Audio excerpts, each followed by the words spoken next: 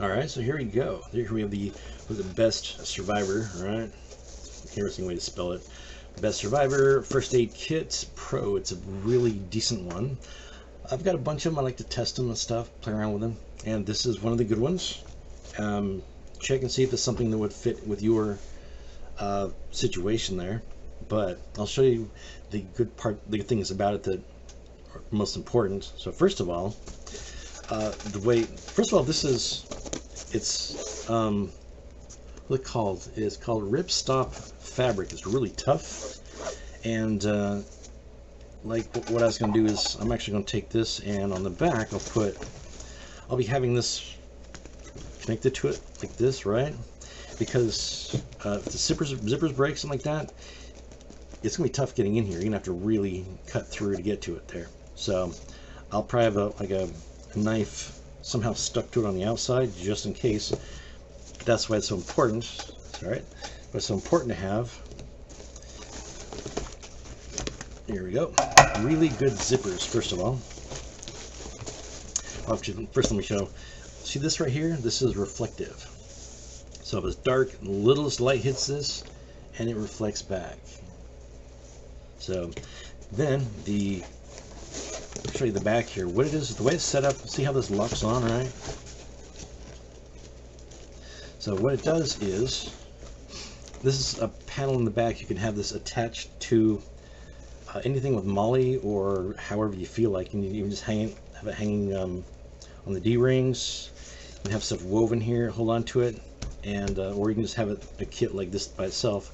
So what happens though is you disengage this so you can remove it from the wall if you need to, or whatever you have it connected to, right? So you can have it connected, and then if you need to yank it off, all you do is you grab it and you go. See, this is velcroed on. So yeah, make sure that you can have it stable, but if you need to grab it and run, you can do that, or you can have it connected to your backpack, whichever. So it makes it easy to use really quick. And so yeah, the first thing I always check though is zippers. They slide great, and because yeah, if you can't open this, you're in trouble, because it's very, very tough. So they always make sure that the zippers are great on these things.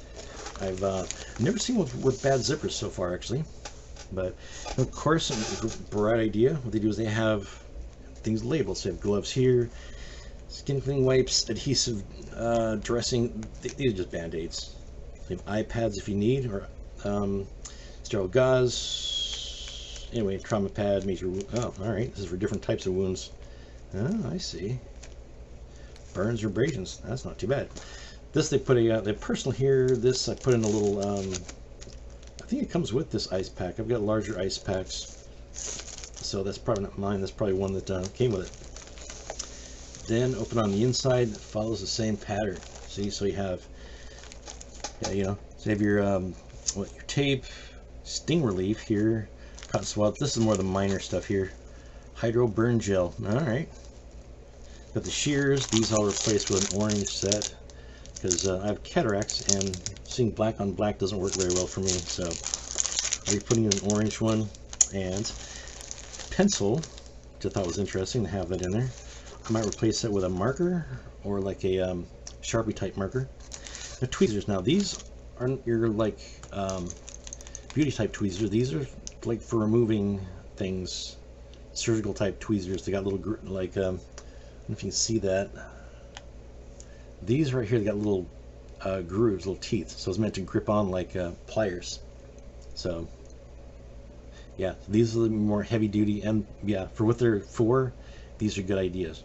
So this is meant to like pick things out of a body, you know, not eyelashes. Well, I guess you could use eyelashes, but it's not for something like that. This is for medical type use. Shears, burn gels, then Cpr Kit. Cool, right? And this actually, you can disconnect it, have it hanging on your belt or your backpack if you just need that by itself. That little belt loop here, right? Then you have a whistle, of course.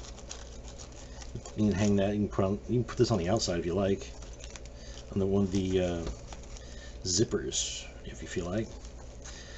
Anyway, so yeah, got safety pins. Those you don't use very much, of course. Well, actually, probably use these. Hopefully, you'll use these more than you'll use anything in here. So put the bandages, right? I'll probably use something a little different than that. Now these are splints. They're very interesting.